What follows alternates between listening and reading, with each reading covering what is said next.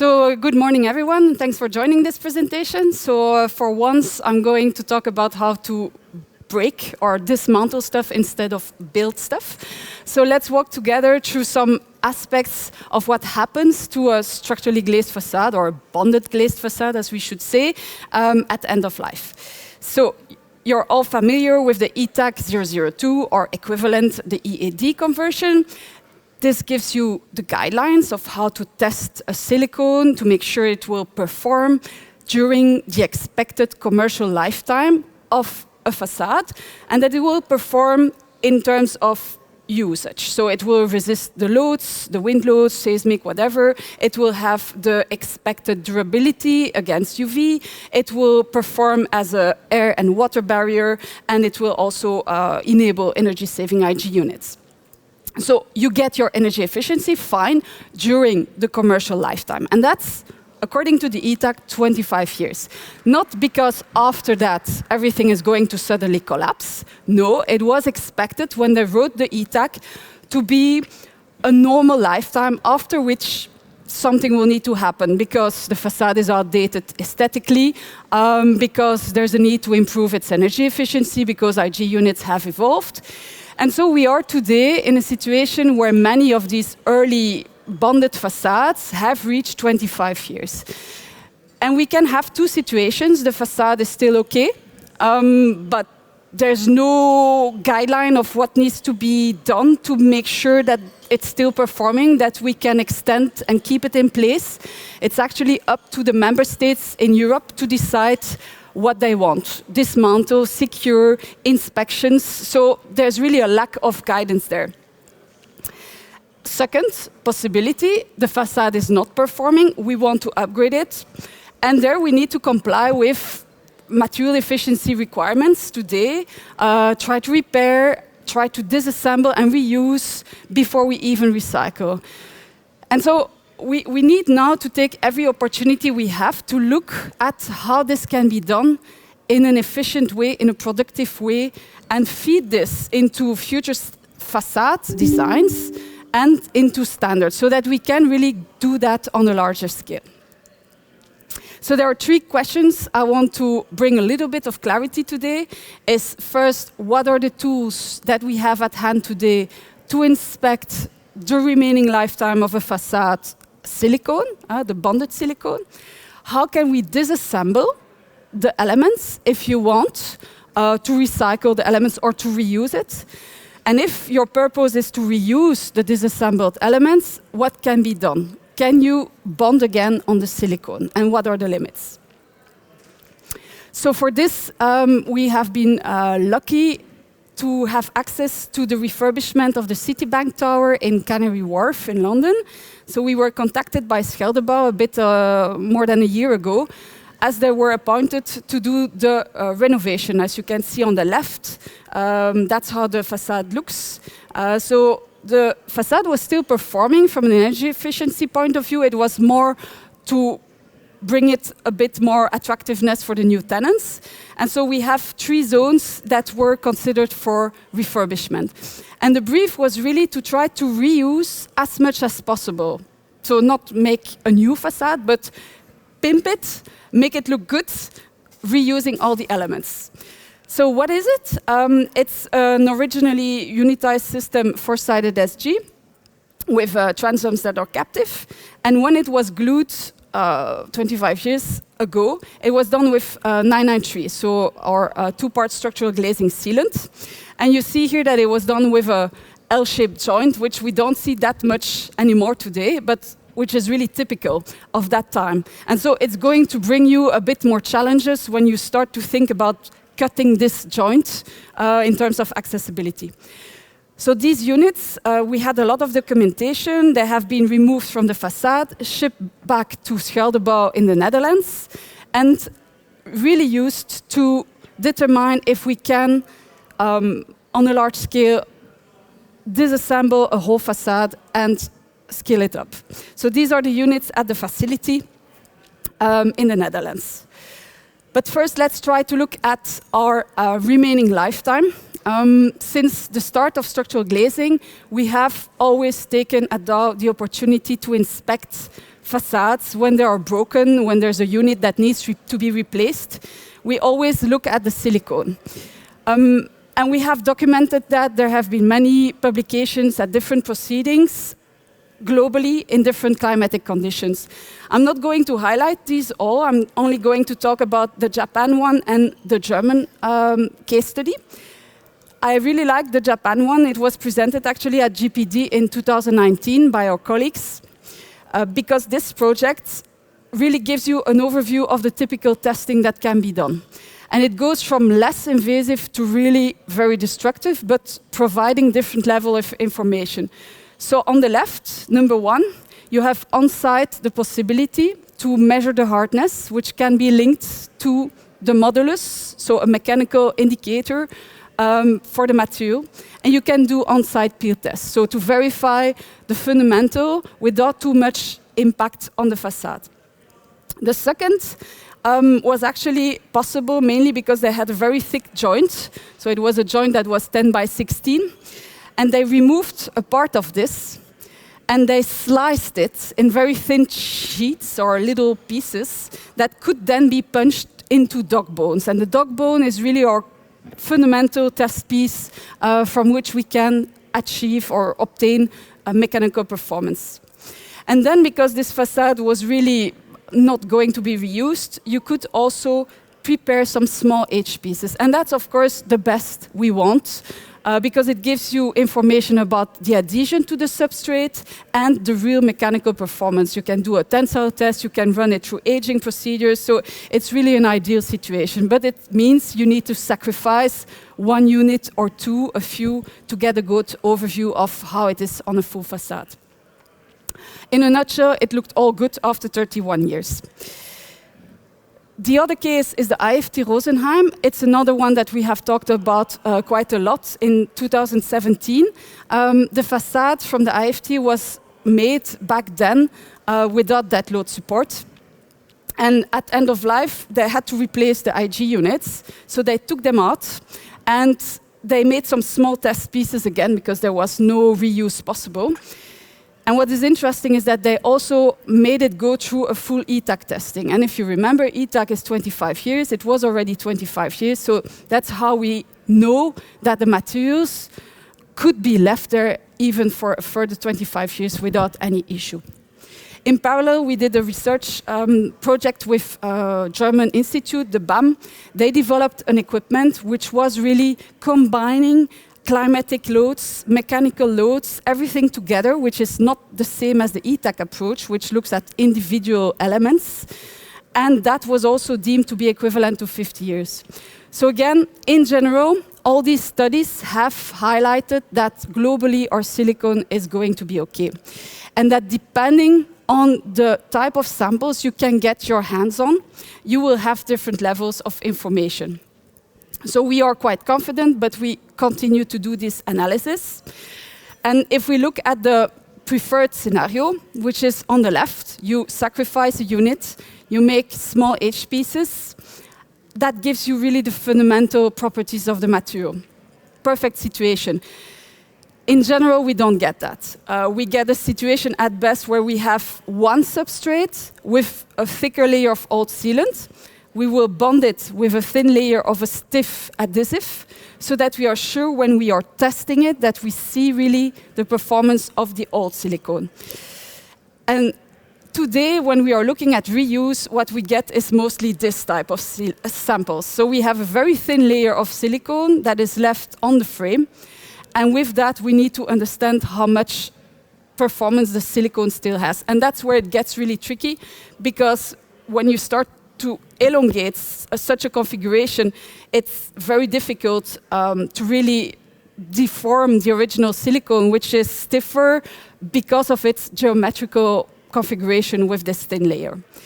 So that's something to keep in mind if you're ever going to consider a reuse project, that what you give us as samples will determine how much we can give you in terms of information. But overall, we are confident. The materials we have, they are super durable and they have potential to be reused. So that's for our first question. The second question is, how can we disassemble? it's something we've done since ever for reparation. But here we want to scale it up. We want a full facade to be cut, disassembled in a production unit, a production facility. So the preferred tool is something like the oscillating cutter here on the top. It's a great tool, it's quick, it's electrically powered. It allows you to really very efficiently debond the perimeter, but it's not so easy to control. And if your focus is on reusing the glass and the aluminium, you're typically going to, it will be detrimental to the silicone. You may have a situation with an uneven surface, debris, this type of situation where the silicone has really been damaged. And for us, if we want to rebond on the frame, that will be a problem. Also, depending on how you disassemble, Schelderbouw did it horizontally, which means the weight of the glass was really on the joint and on the EPDM gasket. And the EPDM gasket was harder with time, very difficult to cut through this, with this tool. So that's a first learning. If you want to really disassemble, you need to think about these things as well and make sure that you can easily cut through that type of material as well.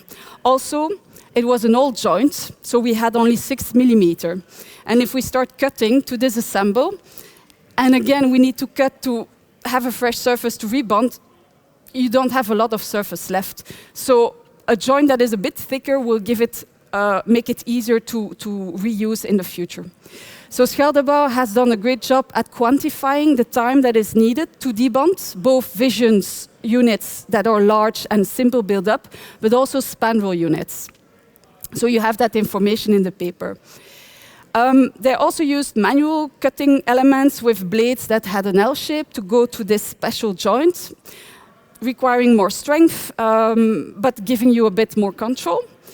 And we also investigated the heated blade. So that was a tool that Graham Dodd from Arup first introduced in a very nice YouTube video. You can check it.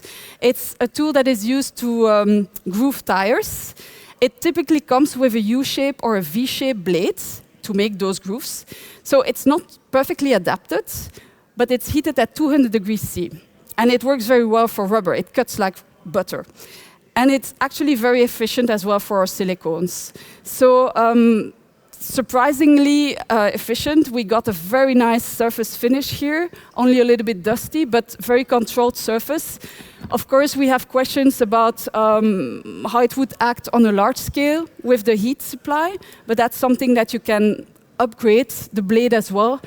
For the moment, with this design, we could not access deeply in the joint, but that can easily be adapted, I think. So that's an invitation for people to try this tool. And it can also be used to really remove all traces if that's your purpose. Schelderbouw also investigated and compared the disassembly of captive systems. So on the left, you have a picture of a historic screwed system, where people tend to forget that those screws, they will be siliconized to ensure weather tightness. And it's not only the screws, and yes, this one is maybe a bit heavy on the silicone. Today, they make a nicer job. But it's also all the connections between the profiles that have on the whole perimeter silicone. And so once you get to really the disassembly, you need to take this into account as well. It's not just unscrew the system. So, a lot of learnings there, and Schelderbouw intends to really share that knowledge as well at different conferences. And now we get to the clue of the story is, okay, can we reuse? Once you have cut your frame, and there's a little bit of silicone on it, can you rebond it? So we know from reparations that it works. We recommend cut, and within a few days, 3 maximum, you rebond using a one-component silicone. We know it's going to work. There are a lot of chemical, physical interactions happening that guarantee good adhesion. But obviously, you don't want today to rebond in 3 days. You can do that if you have one unit, but if you have a full facade, the timeline might be much longer. So we wanted to investigate this and understand how far we could go. So what we did is we made some simple slabs of thick 993. That's we left for cure. And that was our old silicone. We cut it with different tools that we have shown before, and we waited up to 3 weeks. After that time, we clean systematically the surface, and or not, we apply primer, so yes or no. We rebond with 895, which is our conventional reparation solution, but also with 993, because if you want really to do a refurbishment of a full facade in a factory, you will use that one. You wait for cure, and then you test. We did peel test, room temperature, after aging conditions, and that's the result. So don't worry, even at this distance, I cannot really read it either. So what you see on the vertical is the timing for 1 day up to 3 weeks. Here we have 993, here we have 895, no primer, and the different cutting tools. There's a little bit of red. The red is adhesive failure. All the rest is cohesive failure, what we want, after aging or without. And so the 993 is a very good candidate. We don't see a big influence of the surface preparation. Cleaning is essential, but primer doesn't. Not watching, the time is up, I know. But it's our solution we want to go to. That's why I asked a short introduction. So next, what we wanted to do is make sure that it also works for very old silicone, not 28 days old. So we retrieved the quality control boxes that we keep for 20 years. We didn't have the ones from CITIBANK because it was already eliminated from our storage, but we had 20 years old. So samples that had gone through testing, we peeled them again. We worked with a worst case scenario. We increased even up to 4 weeks, and we still are able to develop very good adhesion. So I think this really gives you a possibility to extend the application for the reuse in factory. And then we went to the CITIBANK samples, and we followed a similar reflection and testing protocol. We looked at peel test, and we also went for quantitative age pieces with the samples we got on the original PPC, the one that had been cleaned, and the one that had been cut with the heated blade to see if that one would have any influence. So on the original PPC and on the one with traces, we have, independent of the surface preparation, very good adhesion. We have values that are absolutely aligned with a 993. There's no influence of this aged support. Obviously, it doesn't mean that this PPC is still okay to completely reuse. That's not what we say, but our adhesion is still okay. And then on the samples with a little bit left of silicone, we did the same exercise. We tried different surface preparation. We see here that the average tensile strength, obviously it's not a full statistical evaluation, but assuming this would be RU5, we are still above the minimum that we need for a design stress of 0.14. And the most important is, again, that we never had a failure at the plane of adhesion. It's always breaking in the fresh silicone, so not where we bonded, but in the new material.